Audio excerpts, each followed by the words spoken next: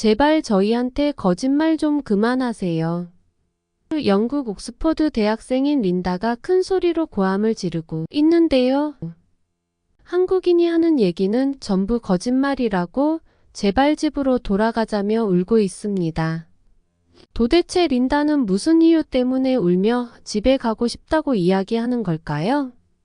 본 내용은 사연 스토리 메일로 온 실제 사연을 토대로 재구성된 내용입니다. 사연 스토리는 여러분들이 한국에서 일어난 감동적이며 재미있는 사연을 받고 있습니다. 사연 스토리에서 소개하고 싶은 사연이 있으신 분들은 메일로 보내주시길 바랍니다. 사연 스토리에서 재미있게 재구성하여 소개해드리겠습니다. 구독과 좋아요 부탁드리겠습니다. 안녕하세요. 저는 영국 옥스퍼드를 다니고 있는 대학생 린다입니다.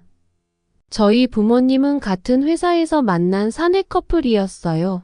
두 분은 서로에 대한 열정적인 사랑으로 결국 결혼에 골인을 하게 됐어요. 두 분은 정말 행복한 결혼 생활을 했어요. 그래서 2년이 채 지나지 않아 제가 태어나게 됐어요. 다정다감한 아버지의 성격 덕에 저 또한 그런 성격을 물려받아서 친구들과 두루두루 잘 어울리면서 자랐어요. 그래서 주위에는 항상 친구들이 많이 따르는 학생이었어요. 그런 친구들에게 잘 보이고 싶은 욕심을 가지고 있었던 저는 공부는 물론이고 운동, 교내외 봉사까지 빠짐없이 채우며 우수한 성적으로 고등학교를 졸업하여 옥스퍼드 대학에 진학할 수 있었어요. 그래서 아버지와 어머니가 다니는 회사에 같이 취업을 해서 온 가족이 한 회사를 다니는 꿈을 이루기 위해 열심히 준비를 하고 있었어요. 그런데 갑자기 아버지께서 회사에서 한국으로 발령이 나서 다음 달부터 6개월 동안 한국에서 생활을 해야 한다고 하는 거예요. 한국에 대한 경험이 없었던 저는 무서우면서도 기대가 되기도 했지만 솔직히 굉장히 불만이 많았어요. 아버지 회사 동료인 일본인 때문이었는데요. 5년 전 사건이 하나 있었어요.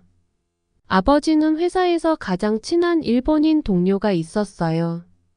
그 동료는 아버지와 입사 동기로 힘들었던 시절을 함께했던 정말 각별한 사이였어요. 기쁜 일, 슬픈 일, 모든 일들을 항상 함께했고 저희 집에도 자주 놀러오며 저를 위한 선물도 항상 가지고 오시고 저한테는 삼촌 같은 존재였죠. 무엇을 하든 두 분은 항상 함께였어요. 마치 형제 같았죠. 회사에서도 항상 함께 일을 하셨다고 했어요. 그러던 어느 날 아버지와 아버지, 일본인 동료분은 회사에서 중요한 프로젝트를 맡게 돼서 같이 일을 하고 있었는데요. 퇴근을 하고 들어오신 아버지가 갑자기 어머니와 방에서 이야기를 하시더니 방 안에서 엉엉 우는 소리가 들리는 거예요. 평소 어머니에게 아버지는 든든한 가장이자 남편이었고 저한테는 존경의 대상이었던 아버지의 울음소리를 들으니 정말 놀랐어요. 며칠이 지나고 아버지가 왜 우셨는지 알게 됐는데요.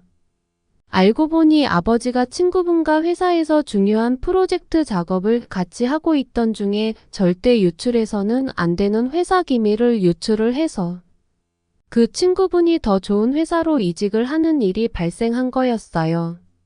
그래서 회사에 남아있는 아버지만 굉장히 곤란한 상황에 처하게 된 거였어요. 어렵게 들어간 회사에서 쫓겨날 상황까지 벌어져서 회사에 애정이 많았던 아버지는 본인에 대한 오해를 풀기 위해 노력하고 이겨내며 겨우겨우 위기를 모면했고 회사에서 주는 페널티를 받고 회사에 남아있을 수 있었어요. 회사 페널티로 인해 감봉은 물론 힘든 모진 일들을 다 맡아서 하셨어요. 그런 아버지를 옆에서 도와주시느라 어머니도 고생하시고 집안 또한 엄청 힘들어졌던 기억이 있어요. 아버지의 일본인 동료 때문에 행복했던 우리 가족이 한순간에 무너진 거였죠.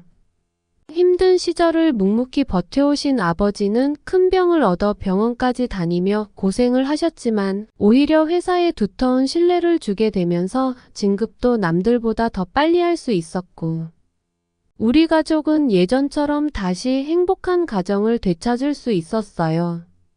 하지만 힘들었던 시절 때문인지 저는 일본을 포함 아시아인에 대한 안 좋은 인식이 생기고 말았어요. 그런데 그렇게 힘든 시간을 버틴 아버지가 이번에 회사에서 출장 때문에 아시아인 한국으로 길게 떠나야 한다는 얘기를 듣고 솔직히 짜증이 났어요.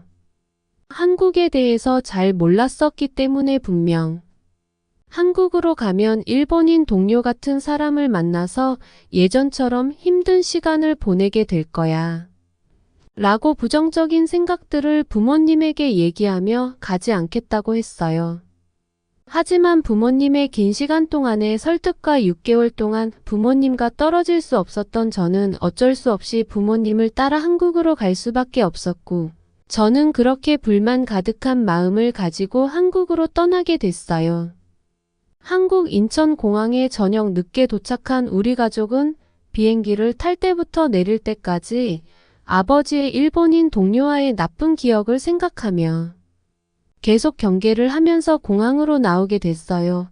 그런데 수화물을 찾고 숙소 위치를 검색하려고 핸드폰을 꺼내려고 했는데 아니 핸드폰이 갑자기 보이지 않는 거예요. 아무리 찾아도 핸드폰을 찾을 수 없었어요.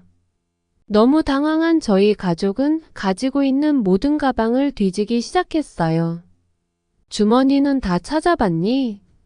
하지만 모든 주머니에도 핸드폰은 없었어요. 그런데 곰곰이 생각을 해보니 비행기에서 내릴 때 옷을 챙기면서 핸드폰을 의자 위에 잠시 놓았었는데 그때 챙기지 않은 거예요.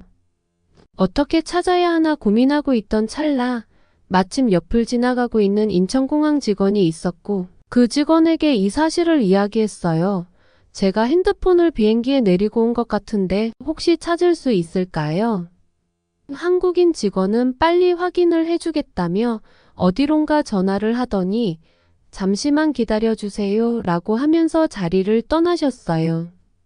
하지만 저는 핸드폰을 찾을 수 없을 거라 생각했어요.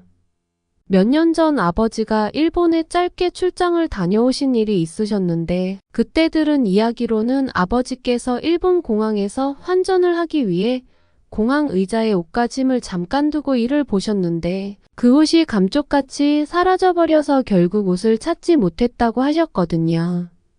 그 옷은 어머니가 선물을 해주신 옷이라 아버지께서 굉장히 아끼셨던 옷이었어요. 어머니에게 잃어버려서 정말 미안하다고 사과하셨던 기억이 있었어요. 같은 아시아인 한국 또한 다르지 않을 거라 생각하고 있었어요. 그래서 핸드폰 찾는 걸 포기하고 있었어요.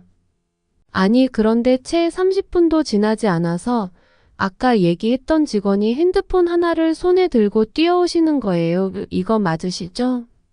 놀랍게도 그건 제 핸드폰이 맞았어요. 승무원께서 핸드폰을 발견 하자마자 바로 분실물 접수를 해준 덕분에 바로 가지고 올 수 있었다고 하는 거예요. 저는 정말 놀랐어요. 당연히 찾을 수 없다고 생각했는데 30분도 지나지 않아서 찾다니 한국인들은 일본인들과 정말 다르구나 라고 생각했어요. 그렇게 핸드폰을 찾고 숙소가 있는 강남까지 지하철을 타기 위해서 검색을 하고 공항에서 길을 찾고 있었는데요. 지하철 모양의 그림이 딱 보이면서 너무 쉽게 지하철 타는 곳을 찾을 수 있었어요. 영국에서는 지하철이 노후가 심해 표시가 다 지워져 제대로 보이지도 않고 안내하는 그림이 안내하는 위치도 정확하지 않아서 만약 영국에 다른 나라 사람들이 온다면 역을 찾는 게 쉽지 않겠다고 생각했었어요. 하지만 한국은 이정표도 너무 깨끗하고 정확해서 정말 깜짝 놀랐어요. 그렇게 지하철을 타고 가다가 중간에 갈아타야 하는 구간에서도 쉽게 길을 찾을 수 있어서 너무 좋았어요. 하지만 6개월 동안 한국에 머물러야 했던 우리 가족의 짐은 너무 많고 무거웠어요. 캐리어가 너무 많아서 아버지와 어머니는 양손에 캐리어를 끌었고 저 또한 양손에 캐리어를 끌고 가고 있었는데 하필 환승을 하러 가는 길이 에스컬레이터가 없이 계단 위로 올라가야 하는 거예요. 부모님이 먼저 짐을 하나씩 올리고 계셨는데 짐이 무거워서 계속 저를 도와주셨던 아버지를 기다리기에는 아버지도 힘드시고 시간도 너무 오래 걸릴 것 같아서 혼자서 올라가 보려고 가방을 들고 힘들게 올라가고 있었는데요. 갑자기 옆에서 도와줄까요? 라고 누군가가 이야기하는 거예요. 너무 깜짝 놀라서 보니 한국인이었어요. 근데 도와주겠다는 그의 말이 그렇게 반갑지 않았어요. 왜냐하면 영국에서는 가방을 들어주겠다고 하고 줘버리면 그 가방을 가지고 도망가는 일이 너무 많았거든요. 그래서 도와달라고 해야 하나 말아야 하나 고민을 하고 있었어요. 그랬더니 그 한국인은 제가 좀 의심하고 있는 걸 눈치챘는지 조금 떨어져서 기다리고 계셨어요.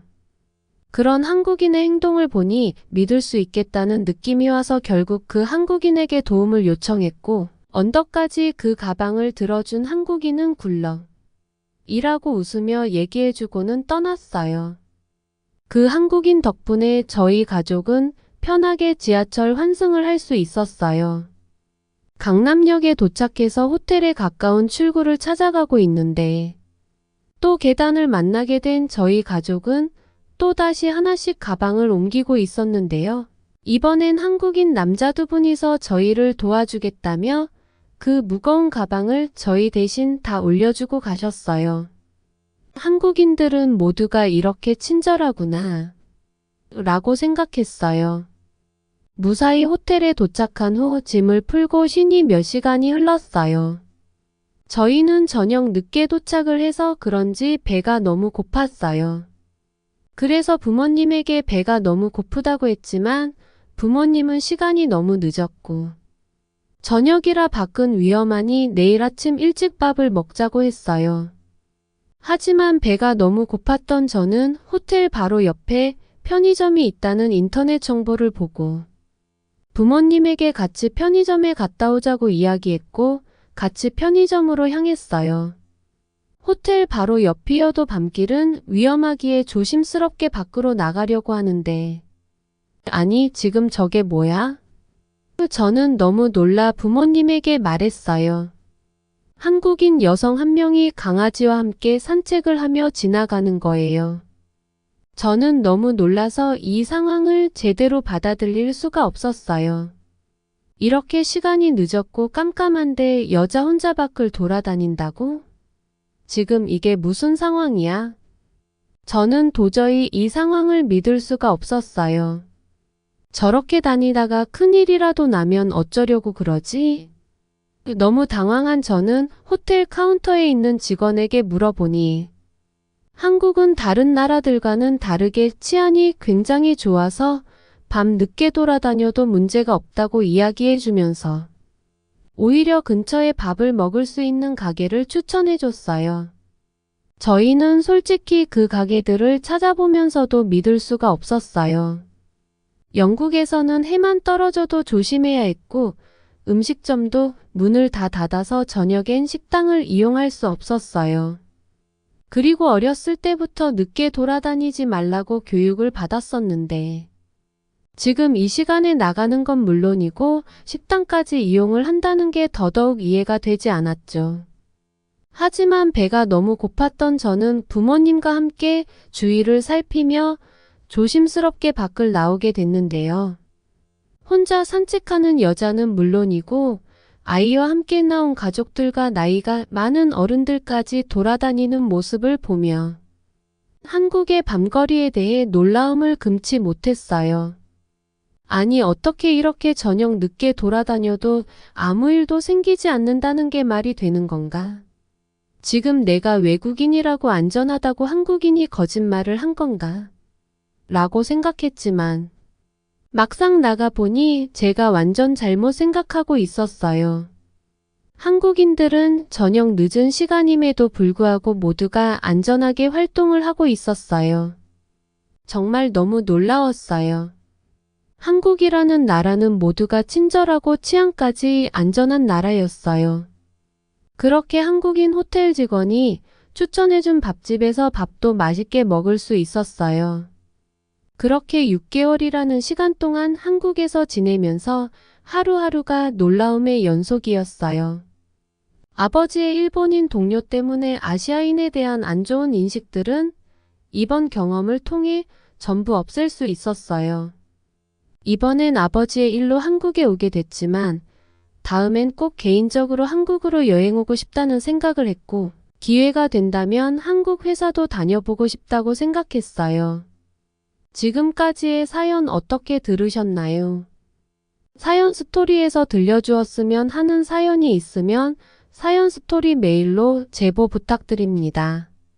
그럼 구독과 좋아요 부탁드려요. 감사합니다.